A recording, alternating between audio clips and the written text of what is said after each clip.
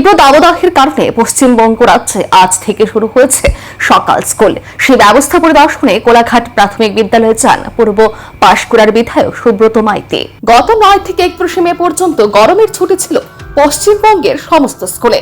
ছুটি শেষে গত সোমবার থেকে খুলেছে সরকারি বিদ্যালয়গুলি। রাজ্য জুড়ে চলতে থাকা তীব্র দাবদাহ অস্বাভাবিক গরমের কারণে শিক্ষার্থীদের স্বাস্থ্যের কথা মাথায় রেখে পশ্চিমবঙ্গের মুখ্যমন্ত্রীর নির্দেশে আজ থেকে চালু হয়েছে সকাল স্কুল। সকাল স্কুলের প্রথম দিনে পূর্ব পাঁশকুড়ার বিধায়ক সুব্রত মাইতি পৌঁছে যান কোলাঘাট প্রাথমিক বিদ্যালয়ে। বিদ্যালয়ের পরিবেশ, পড়াশোনার পরিস্থিতি এবং নতুন সময়সূচি ছাত্রছাত্রীদের উপস্থিতি খতিয়ে দেখেন তিনি।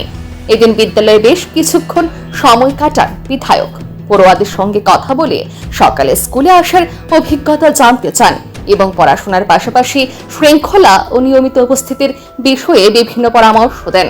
শুধু পরিদর্শনই নয়, ছাত্রছাত্রীদের উৎসাহ বাড়াতে তাদের হাতে চকলেটও তুলে দেন বিধায়ক। তার এই উদ্যোগে খুশি হয়ে ওঠে খোদে পড়ুয়ারা। প্রচন্ড গরমের মধ্যে সকাল স্কুল চালুর সিদ্ধান্তকে স্বাগত জানিয়েছেন অভিভাবক এবং শিক্ষক মহলের একাংশ।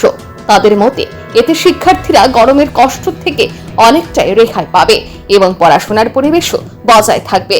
দাবদাহ পরিস্থিতির মধ্যেও শিক্ষার স্বাভাবিক গতি বজায় রাখতে সকাল স্কুলের এই উদ্যোগ কতটা কার্যকর হয় এখন সেই দিকে নজর সকলের। আজকে কোলাঘাট স্কুলে এলেন কি কারণে? আজকে আমাদের কোলা প্রাইমারি স্কুলে এসেছিলাম।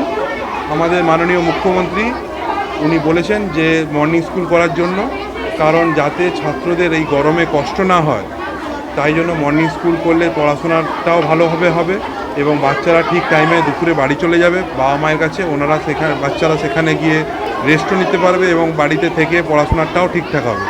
আর স্কুলে না এলে ঠিকমতো বাচ্চারা পড়াশোনা করে না। আগের সরকার এই পড়াশোনার ব্যাপারে খুব একটা সামনের দিকে এগোনোর জন্য চিন্তাভাবনা করেননি।